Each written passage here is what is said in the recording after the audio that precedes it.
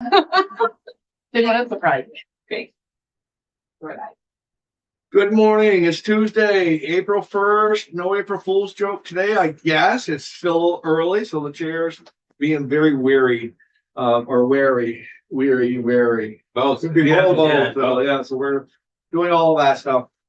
We're gonna spend some time with Carrie Staylor, Vermont Food Bank, and welcome. Thank you so much. I brought a colleague of mine along. This is Sarah Kevlin. There's our Chief Philanthropy Officer with Vermont Food Bank, and I'm Carrie Taylor, Senior Manager of Government Affairs. And I'm gonna share my screen, so give me a real quick second here.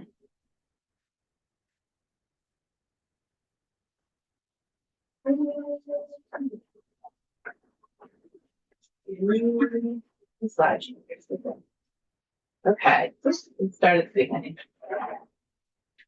Okay, thank you all for having me in today and watching my slideshow backwards. We're gonna get to the beginning. There we go. I wanted to come in and talk to all of you because there have been a lot of changes in the USDA outlook in the agricultural sector and in the work that the food bank is doing throughout the state since the last time we talked to you in January. And when Senator Ingalls and I chatted last week after the House version of the budget passed, I also spoke with Chair Perchlik, and he recommended that I come and talk to this committee to just make sure you really all understood clearly what our request is and what the general context of our request is in the community. So a quick slideshow, and then we'll have a little bit of time for questions, and Sarah's going to help me with the slideshow. So I just want to remind you all, the mission of the Vermont Food Bank is to gather and share quality food and nurture partnerships so that no one in Vermont will go hungry. We do that in all 14 counties. We are the only food bank in Vermont, but we work with lots of food shelves and food pantries and meal sites and schools and hospitals and community organizations to distribute food as well. Our main operation centers are 3 warehouse distribution centers. There's one near here in Barrie. And now that I know that you do field trips, do I have a field trip for you? Another one in Rutland that Senator Collmore had the opportunity to tour a little while ago, and then a 3rd center in Brattleboro. Barrie is our largest, Brattleboro is our 2nd largest, and Rutland is our smallest distribution center. I am here specifically to ask you to support our work with $5 million in state funding and to work with your colleagues on the Appropriations Committee to make those determinations to help them understand why $5 million is the amount that we need. The first portion of this request is $1.75 million in base funding for responsive readiness. That's actually specifically related to the Vermont Emergency Management budget line. And that relates to the repeated disaster response challenges that we've had as a state, and to a bill that was passed last year that started here in the Senate as S310 and added food security to Vermont Emergency Management statute around disaster planning. In order to do that planning, response, and then the long work of helping communities recover, there needs to be funding attached to that statutory language. The second portion of our request really relates to this committee's work. It's $3.25 million for food purchase and distribution. And that is really what this slideshow, this time that we're here today, is going to focus on. There are, within that, sort of 2 parts. There's the purchase part, and then there's the storage and distribution part. It's my hope that you will soon get your hands on a bill called H-167 that the House passed last week that creates a grant program for the Vermonters Feeding Vermonters program within the Agency of Agriculture that can lend even more context to that purchase portion. So we'll touch on that a little bit, but hopefully the agency and some of our staff who implement that program can come and give you a few more details about that in the future. So this is our request in context of the past few years around what other state funding we have received. And you can see the purple, and that is our philanthropic dollars that we raise each year.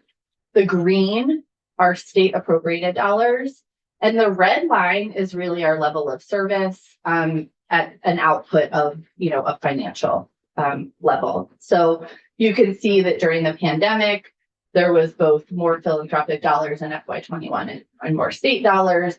And we took some of that green that goes over the red line and have filled in some of the white gaps in FY23, FY24, and now in FY25 to help bridge the gap between money raised and level of service.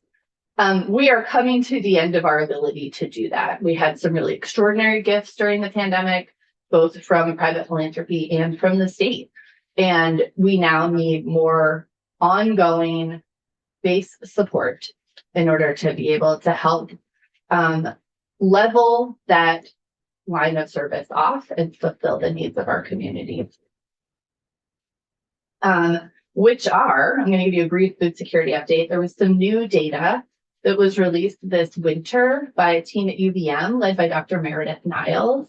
And they did a study of folks in Vermont and Maine and compared the experiences of people who lived in households that were determined to be food secure, so had enough of the types of food that they need and want, and food insecure. And at the bottom of the slide, there's a link to the full policy brief that you're welcome to go read. I just pulled a few pieces of that out to highlight for you here. Some of their key findings were that households that face food access challenges have challenges that are closely tied to household finances. That is something that we hear anecdotally all the time. I have to choose to pay my rent or put gas in my car or fix my furnace or buy my medicine or food. Those are the trade-offs people are making when they're coming to our direct distribution events or to our network partners. And this study sort of underscored that. It also talks a little bit about this sort of long tail of the COVID-19 pandemic. So food insecure households had up to 8 times greater prevalence of adverse financial events during and since the financial shock of COVID-19. That could be a job loss. It could be that other financial things like restaurants who closed, business closures, lots of really complicated things happened financially during the pandemic. Those households are still recovering or were more impacted than others from that time. And even this far out from 2020 and 2021, food insecure households experienced 3 adverse financial events over the past 4 years, compared to just 1 adverse financial event experienced by food secure households. So really underscoring that financial struggle for folks. There we go. And this chart is really telling. So the blue are people who they identified as food secure, and they used a series of questions. So people didn't come in and say, I'm food secure and I'm food insecure. They gave all of these households that they had sort of used census data and other data to predetermine who they thought might fit into those categories, asked them the same series of questions, and then we're able to sort them based on food security or insecurity. You can see that only 8.1% of food secure households said they lacked money to buy food they needed. And on the other end, way over on the other side, 78.4% of people who are food insecure lacked money. So really clearly, there are some other challenges that folks face: transportation, availability of options, time. The study really named that something called time poverty was an issue for people who are food insecure. They don't have the time to acquire, prepare, and really deal with food in the same way other folks do, but not nearly to the degree that money was an issue. And then these are sort of other results of that. People who are food insecure missed payments for utilities, accrued new credit card debt, couldn't pay their minimum balances, were unable to pay their medical bills, missed rent payments, right? All of those other financial challenges were also happening alongside the challenge of not being able to acquire enough food for their household. And Sarah's going to give you a little bit more of a preview of this from the perspective of Vermont Food Bank, right?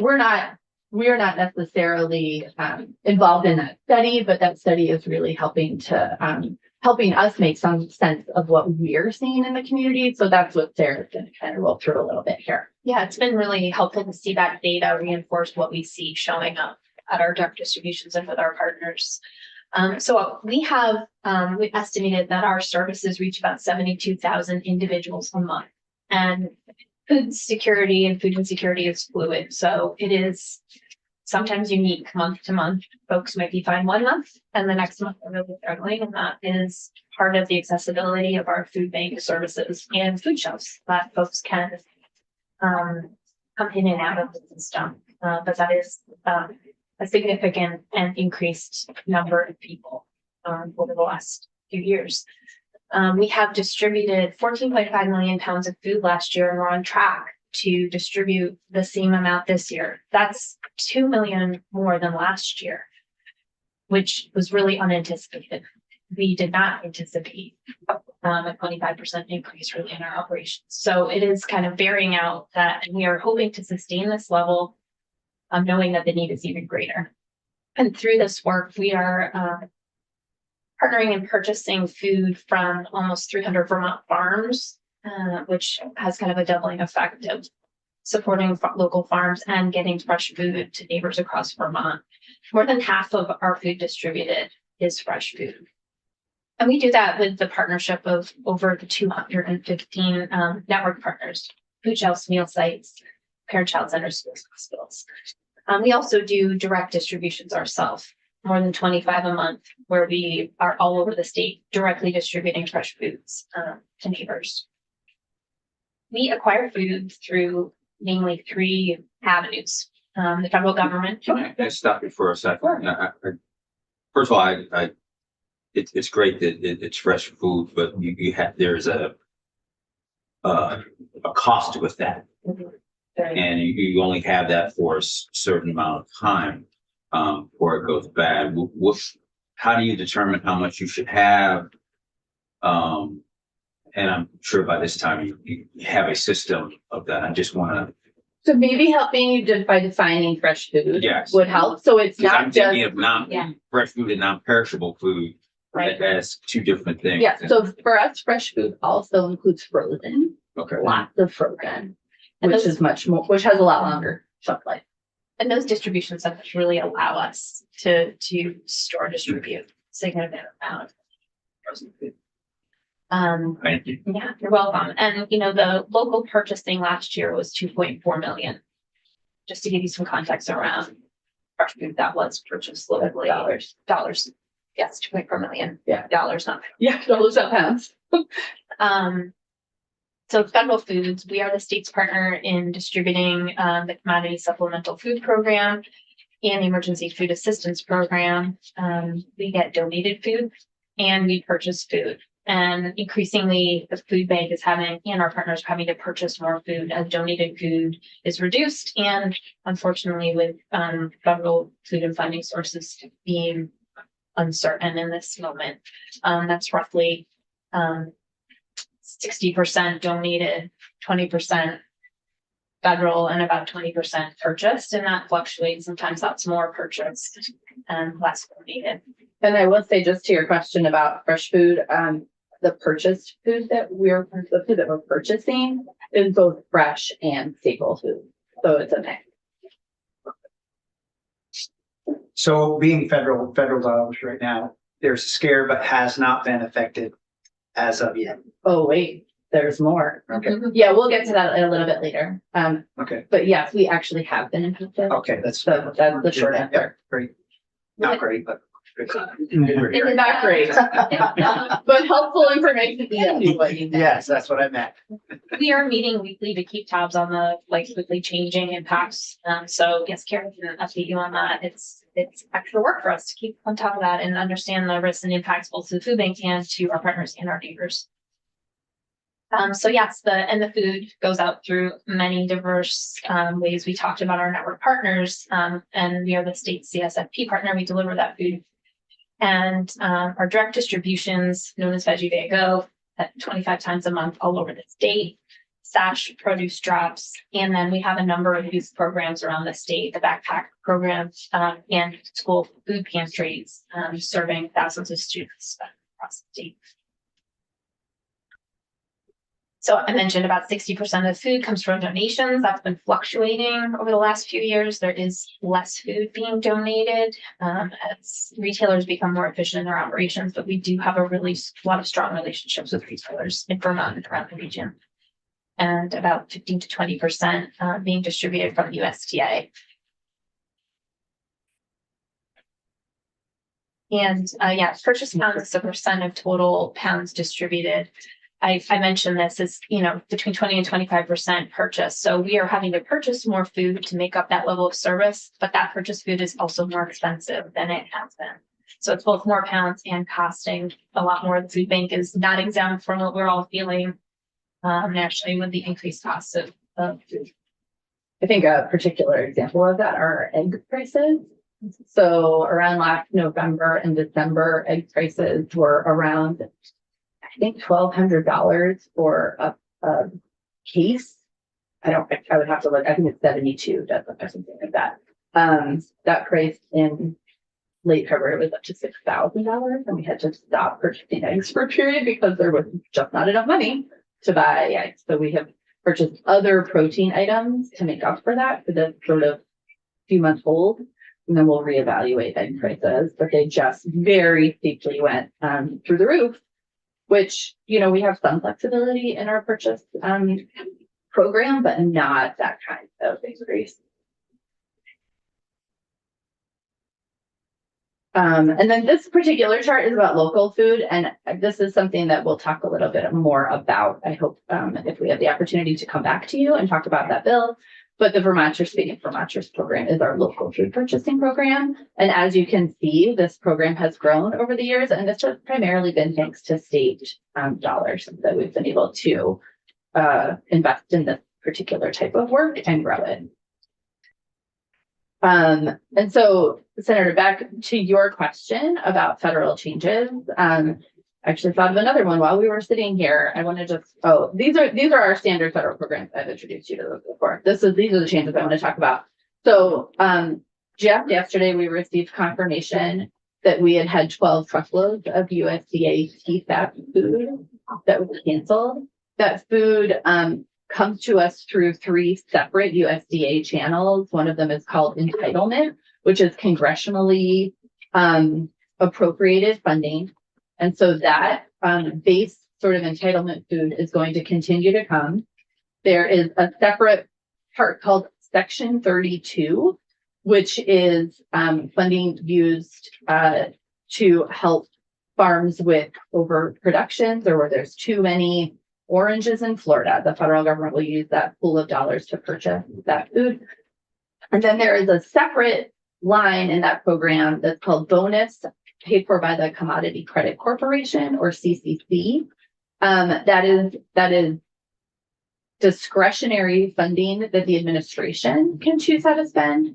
So the Trump administration has canceled 12 orders that the Biden administration had placed with that discretionary spending. We've never experienced that before, where one administration canceled choices that the other administration made. Usually it's, the fiscal year continues when there's new administration, and whatever happens during that fiscal year is honored by the new administration. So that was surprising to us. That has been reported on around the country, and it took us in Vermont a few extra days to figure out what was going on, because like Sarah said, around the uncertainty, those orders were canceled. They were then rescheduled. They were then reopened for bid. Then something else happened, and then they were fully canceled. So we were like, what is happening with these orders? That is about 1 truckload of food scheduled to arrive in Vermont each month that will not come. It was primarily proteins, eggs and meat, that won't make it here. It's about 17% of our total TFAP, which, as you saw, was about 20% of our overall food for the year. So at this point, finding that information out yesterday, we actually don't know what we will or can do about that.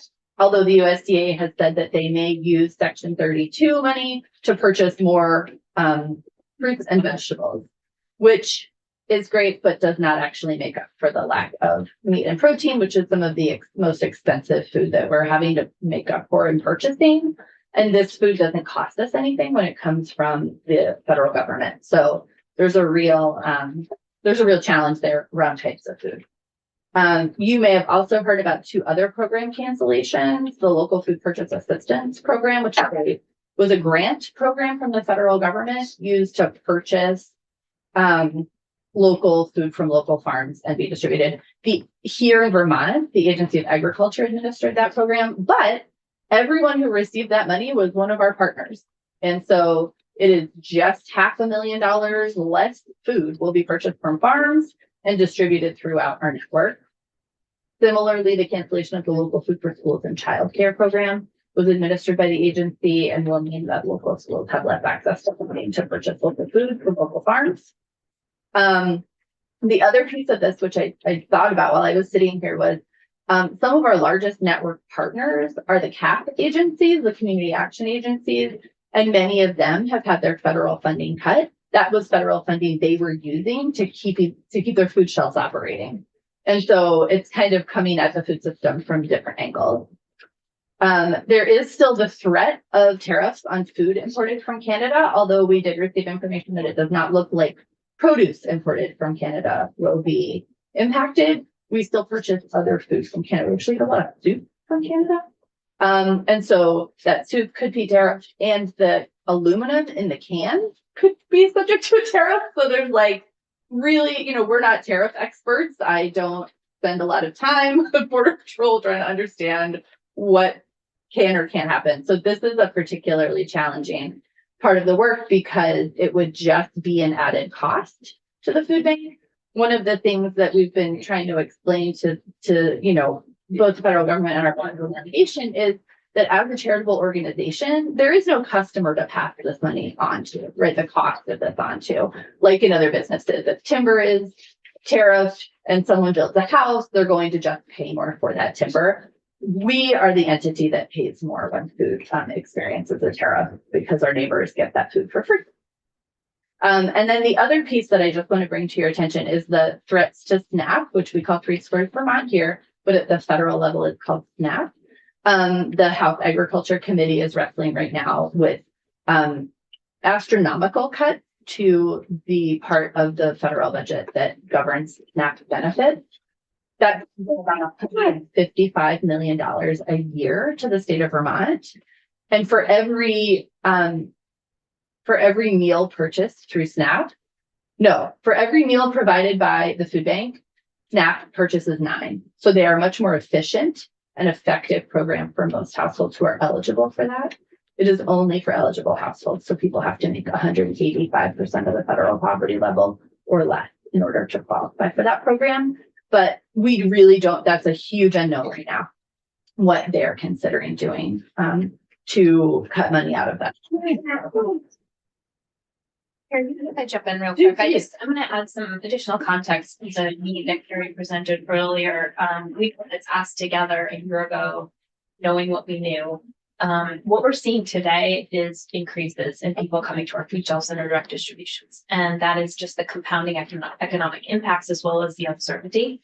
Just last Friday, we had a direct distribution here at Barrie, store in Barrie. We had 500 cars show up, picking up for 3 to 5 households. We normally serve about 400 households in that event. It was and we ran out of food. That just almost never happens. It wasn't by much because we always bring more than we need to give out. And that's really concerning.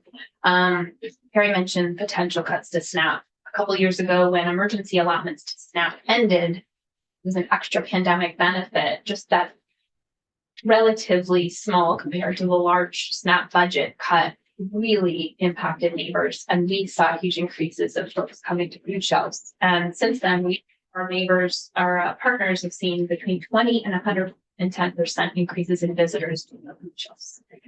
So it just gives you a little bit of added context to our request and this just sustained level of service that we are attempting to meet. Mr. Chair, do you have a donation? Do any people ever, hey, I'm coming to eat your food.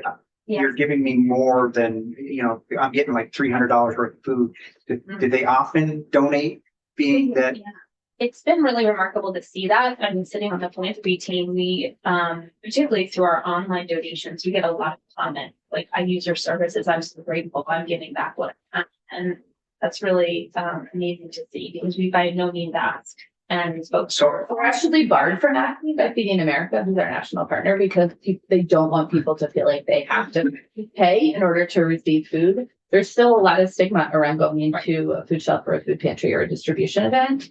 But often those folks, you know, we were at an all staff event yesterday, like just sharing some stories. And one of the people at my table is a woman who gets the donations in the mail. And she said there are a couple of folks who will send $2 a month. That's great. And they show up to volunteer. You know, all really engaged. Yeah, so that is it for the presentation part. And I can stop sharing. And I'm happy to answer any additional questions you have. You asked some good questions along the way. Well, I think that you are far above where you were last year as far as with your ask, and I'm gonna be very honest. There isn't a lot of extra money around here. We had the budget come back over from the House. We're still $50 million over what the governor's asked us for. I know in this committee right here, we've got some stuff that we're trying to cover. We're trying to cover a flood resiliency bill where we're asking 7.5 million, which we never have asked for, which is again, you know, everybody has need. I get that. We also lost $1.2 million worth of dollars that that I have not even spoke to the committee about, but I spoke to appropriations about that. I think that maybe we might find a way to get that covered as well. And there's another thing that kind of bothers me a little bit, and I know we've talked about it before, and I know it gets down to finding out what the real need is. And that is that everybody pulls up, gets food. And at some point in time, when you have more need than what you have for people, there should be some qualifications as far as whether the people that are pulling up actually are in need. I certainly know on the Veggie Van Go product that it's a big day for you folks. And I know a lot of the cars that pull in there aren't, I know my community. I know where it's at. I know there's a lot of people that are getting a lot of that product that should probably not be going to those households. I know that. I'm just gonna push back on you a little bit, Mhm. Senator, because oftentimes there are people who show up there to pick up for other people. I get all of that. And that can But I often be get all of that. construed But I can as, tell you right now on the list of 20 friends of mine, they go there. so And that's, they shouldn't be going there. so that's 8,000 households out of Right. that, maybe even if One stop. every single one of those, One place. even But if every anyways, single one of those households is you not guys do deserving of the great, check. excellent work. Not taking that away from you. I was thankful every day for what you do. But I'm gonna be just fair and to say that to get to your ask, it's going to be a tough ask, if not impossible. And I think that you guys ought to be having a realistic idea about what you can expect for dollars. And I don't know what that number is. And I have talked to Chairperson about it. But I can tell you the $5 million ask isn't gonna happen. We are definitely strategizing and thinking about that. We know what we need to partly close that gap. We're trying to close that gap with private philanthropy as well. And we're struggling with, do we give out less food and less support to neighbors?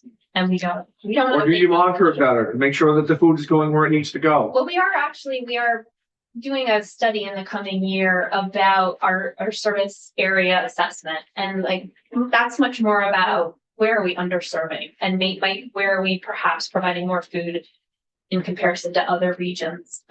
You know, our direct distributions, people often are there and waiting in their car for 3 hours plus. And I think that for us, that is a bit of a, you know, folks don't do that unless they need food. I mean, I will pull into the grocery store and if the line is too long, I might come back later. Like if people, Carrie mentioned time poverty, we know that's really prevalent along folks who are food insecure. And so folks who are coming to wait in the cold, in the snow, or in like 90-degree weather in the summer, 3 hours for a relatively small box of food once a month.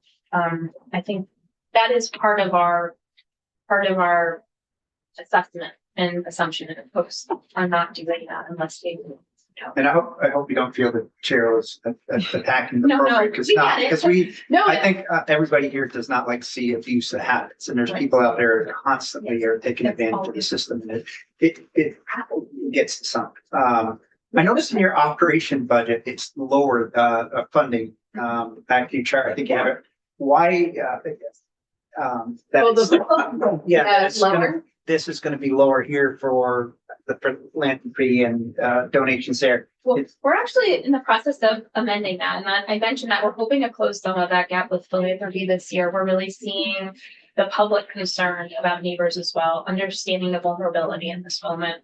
And that's really been heartening, that people across the state, folks who are financially struggling, are stepping up even to give us support where they can.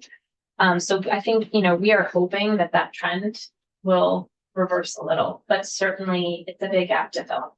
Yeah, and I will say that when we created this chart, that it was a trend that we have been seeing with fewer donations from that sort of peak in 2021, when we were really getting a lot of new people coming out of the woodwork giving dollars who had not done that before. And that's a national trend that's been happening, is sort of going back towards where we all were in 2019, in the philanthropic sector and nonprofit sector. And just in the past 6 weeks, we've sort of been seeing that shift a little bit. So if the state is not able to do $5 million, which I do understand the pressures on the legislature about how to budget the dollars that we do have, and your own struggles with uncertainty, certainly, right? I think the challenge is how much can we count on from the philanthropic sector, and how much can we count on from the legislature, and what does that gap then look like? And those conversations are happening at the food bank. And I think they will continue to happen. The way that our budgets are situated, the state budget goes into effect in July, our new budget year is in October, and those are staggered for a reason, to give some time in there to sort of adjust and plan and respond to things. And I appreciate the conversations, Chair, that you've had with Chair Birchlick. And I recognize that committee has a lot of hard work to do. And it's our hope that you really understand why we operate the way that we operate, in order to help that committee understand that. We don't get those conversations with that committee in the same way that obviously all of you do with your colleagues. And I think that is part of the challenge of coming to the legislature with a request that is this scale. But it is also a challenge that's that scale. So Carrie, how much in 20 and 21, I assume part of the state appropriation came from ARPA funds too? It did. So we have received over the past 2 years, it was CARES Act money in 2020. Yeah. It was ARPA funds in 2021. And then I think 2022 was also ARPA, but 2023 and 2024 have been general fund. Okay. And what was in the governor's recommended budget? There was no money for our work in the governor's recommended budget. We do meet in August each year and make this request to them and have a conversation with Commissioner Gresham and Secretary Clark. We have and talk to them. And I think, in the past, there have occasionally been dollars in the governor's budget, particularly for Vermonters feeding Vermonters. We're having a conversation with the agency about that going forward. But nothing showed up in the budget this year. Okay, thank you. And the $5 million request, that is regardless of whether federal funds come or don't, right? So that's not built, missing federal funds are not built in that. Missing federal funds are not built into that. And I will say that more than federal funds, we are impacted by lack of federal food. Sure. Which is sort of different. But Yeah, I meant funds just in terms of Yeah. the total amount for the food that you just distributed. Yeah. So it's probably going to be far more than a $5.7 million gap. it's possible.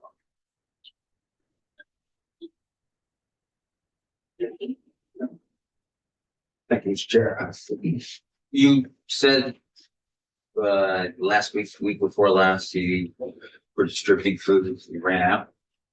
We did, and that doesn't often happen, and it wasn't by many cars, but it was a wild swing, and we tend to see these direct distributions be a very early indicator of how folks are doing as a whole in the state or in a specific region.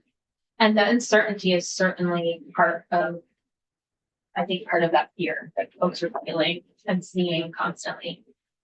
So they just don't get food that day? Yeah. from that particular event. Barry is one of our communities where there is a food shelf open 5 days a week, and Capstone is that food shelf, but they have also been reporting that they've been running very long.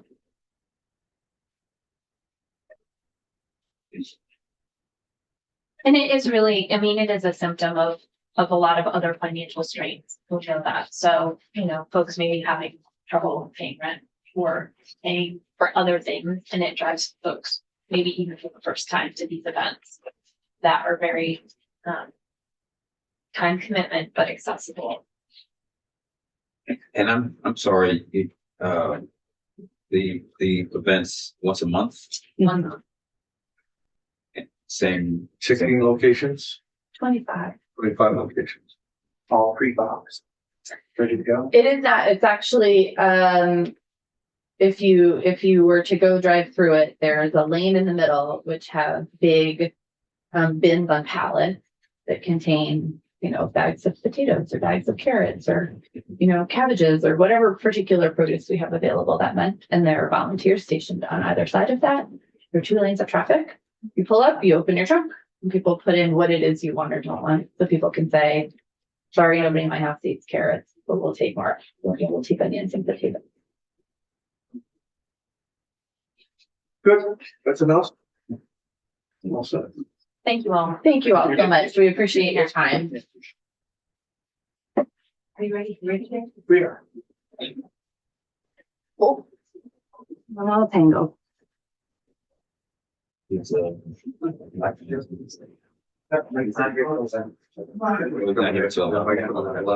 Richard goes through the bill. It's part of it.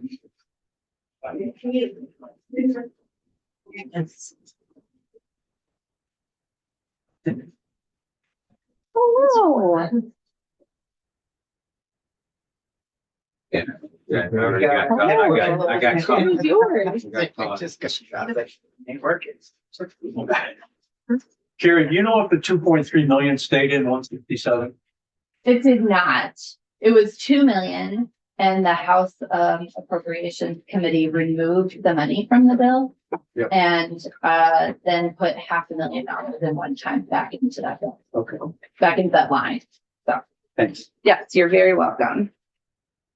We're gonna shift gears. We're gonna talk with Representative Richard Nelson on H484 and act related to miscellaneous agricultural subjects. Welcome, Representative Nelson. Thank you. Thank you, Chairman Ingalls. For the record, Richard Nelson from Representative Richard Nelson from the House Agriculture, Food Resiliency and Forestry Committee. Now, usually we have a few little, I mean, for people come in here, they're usually bearing No. gifts No, or nothing. no samples, no nothing. Wow, see that look? Well, I daggers came this way. Well, I mean, you know, I mean, I am bearing the gift of my president. oh, we are on it. Oh, yeah. Okay, well, good luck. All right. I suppose it's a little less than 5 million. So this is a positive money bill, albeit slight, but it's a positive one. The overview of Act 484.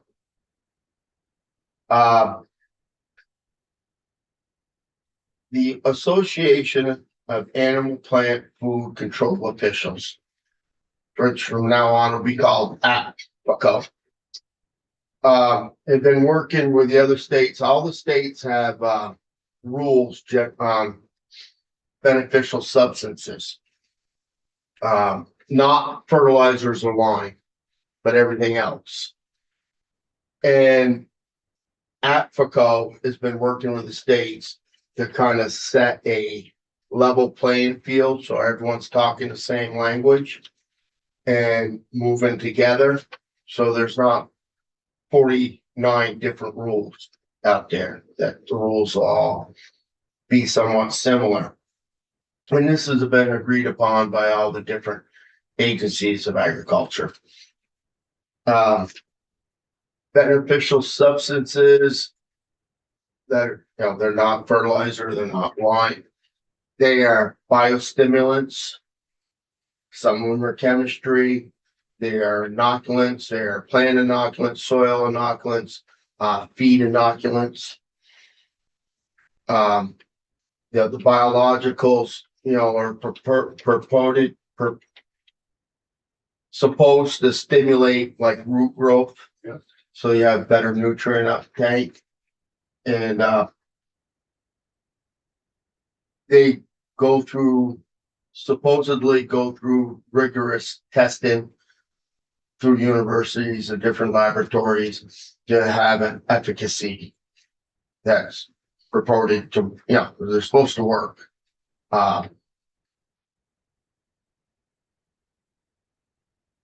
See. You know, over the past decade, new products have been manufactured, sold, and distributed that might seem like fertilizer, but technically they're different products. The General Assembly has been adding these new products to the agency's statutory authority on a case-by-case basis.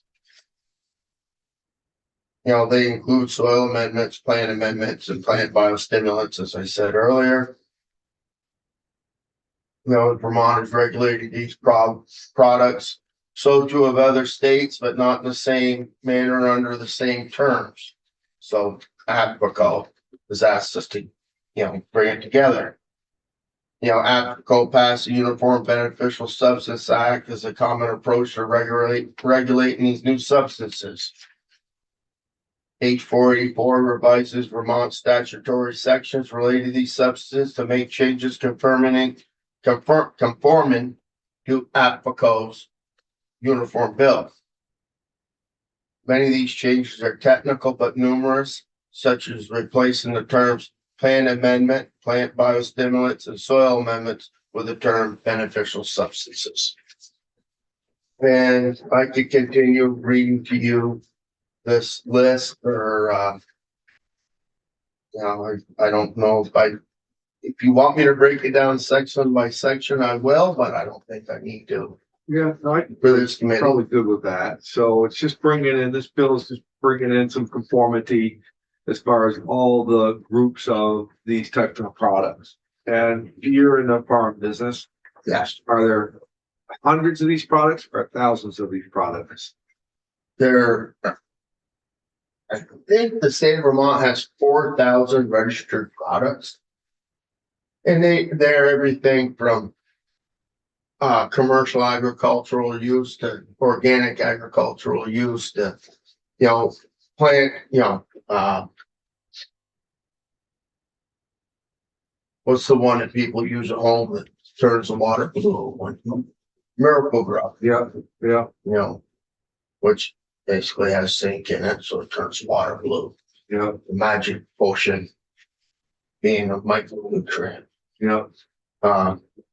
So yeah, there's 4,000 of them though registered with the state. And is it a cost to register these products? There is, we have it in at $85.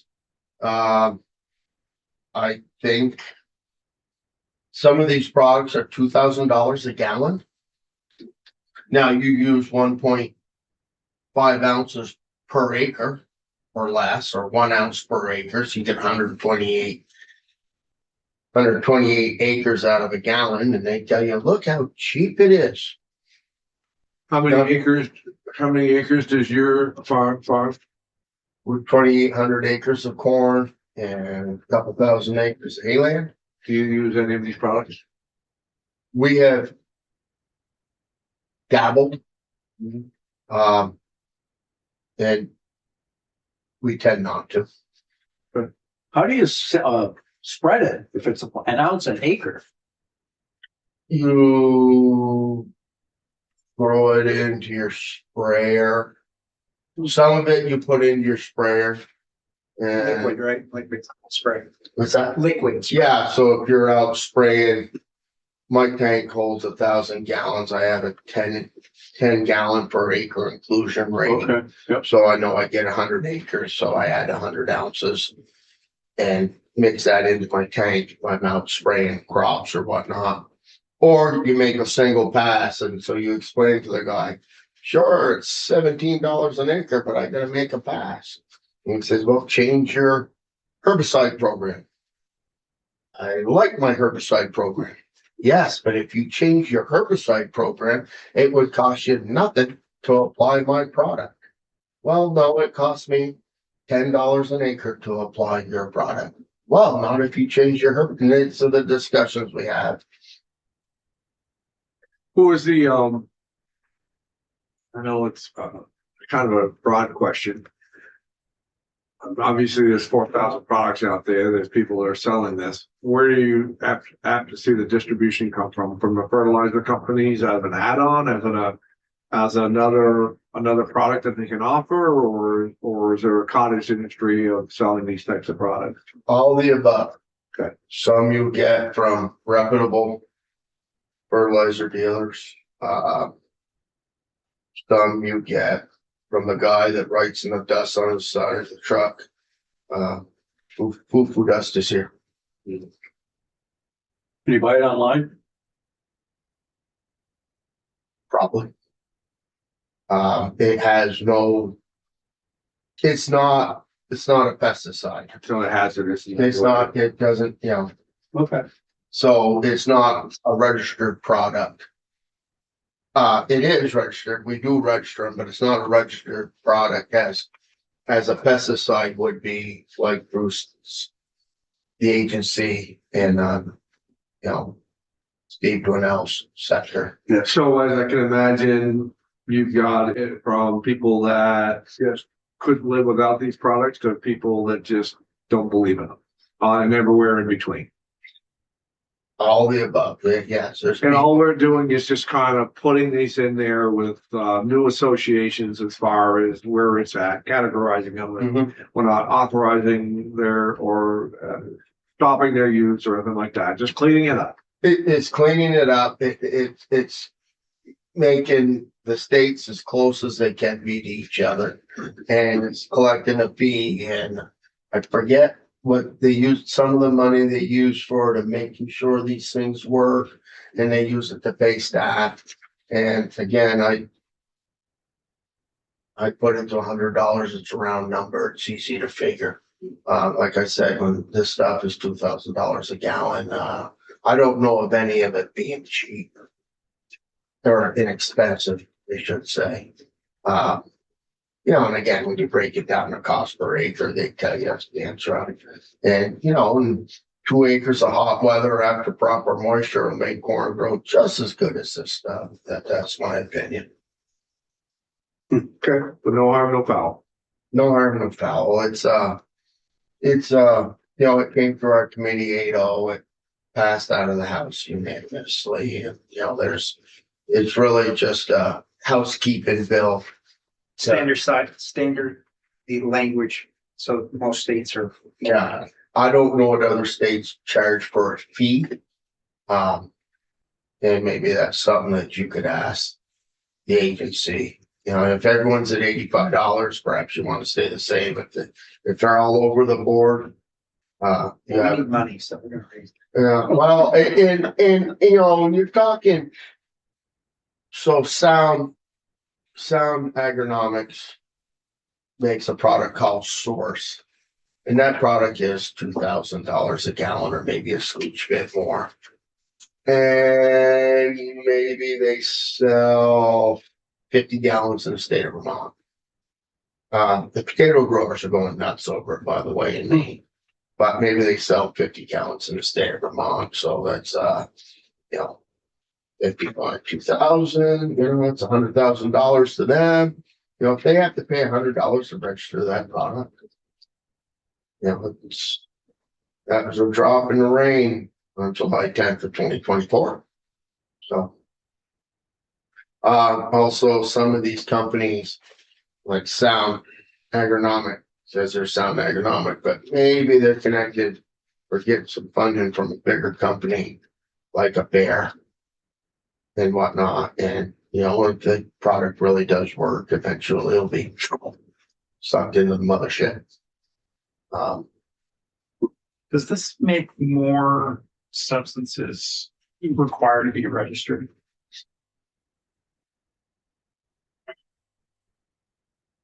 No, I think they're all required to be registered now. It's just putting them in their one category. Gotcha. You know, things I know that do work inoculants, like when we, and inoculants would fall under this. When we buy inoculants to treat our feet, and it costs like $1 a ton to treat our feet as we're putting it up, and you say, well, $1 a ton, that's pretty cheap. Yeah, when you're putting up 2,500 tons a day. Yeah, $2,500 every day. And so, Only during the summer, what's that? only during the summer. Summer pump, yeah. But that stabilizes our crop throughout the winter, and we can measure our return. So, yeah, that kind of future is that fertilizer line from beneficial, so that is also the inoculates you put on the feed as you're processing. It covers inoculants. It also will cover inoculants like for alfalfa seed, like the rhizobia and whatnot, Okay, which we know works, or treated soybean and whatnot. We know those things work as well. Some of these products are great. Some of them are. I don't know if you can answer this or not. Are most of these good sized companies that will be paying this fee that we charge? They charge enough for their product, yet they'll absorb it all right. Okay, but then I suggest you copy. yes. Yeah.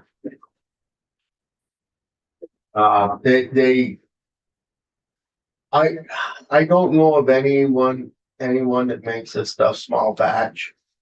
I don't know of it. Could there be some? Could be.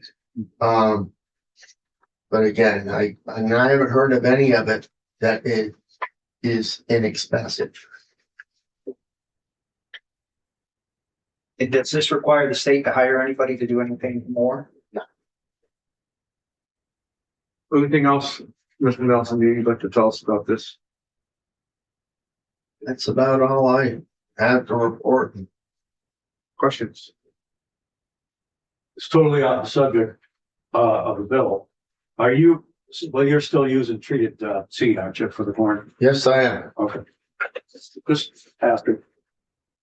Cause you're up Derby, Yes. which is quite a ways up. Right next to Canada. Yeah. My corn looks better than theirs. Do you talk with folks from, is it Quebec or Ontario that's already? Both. It is both. And are farmers up there able to buy the non-treated? I guess it's banned, so I guess they must have to, right? They are now, the big three have told Canada they will no longer ship treated seed into Canada. People have been maybe finding ways around it. Yeah. And I believe starting last year, they were told no more. They were using the loopholes to get in, and they told them no more. I need to reach out to some of my friends up there and just see if they're seeing or go walk their fields this See what summer. the difference is. I am scared. I am scared. And maybe it's because we got used to something for so long. It was so easy and so safe to use and had absolutely zero impact on the, vertebrates, mammal humans. I think the scary part about it is knowing, been in ag for a long time, knowing the premium of what corn ground is, because you just can't grow corn anywhere and it's hard to find the land to grow corn on. It's not like a lot of people, well, they can just plant more. Well, you can't, because there's only certain grounds you can plant corn on that corn will grow on. And so it isn't a thing where, well, we'll just plant more corn. You want more housing? Huh. You want more housing in the state of Vermont? That same land that grows corn supports houses. And so, we're gonna lose some ag land because we do need houses. Well, good. We're good. Yeah. Well, thank you for coming in. You know, a donut would have gone a long ways. I realize that and They were giving them free up there to the cafeteria. yeah, I saw that you were up there partaking. Mr. Drangle, Yes, sir. you and I can make a 4-person couch look full. Yes, we did the Either one other of day. us needs an extra donut. No, that's true. But I was thinking of my committee. They were a little hungry. Yeah, yeah, well, yeah, you do have some in this committee that don't cast much of a shadow like we do. Yeah, that's very true. Very true. 10,000 comedians out of work. To put that together. Yeah. That's hard to- Thank you for coming in. We appreciate it very Thank you. much. Yeah, Thank you, Rick. thank you. Gentlemen, thank you. Appreciate it. As Everybody will be here. Let's take a 5-minute break. always. Yeah.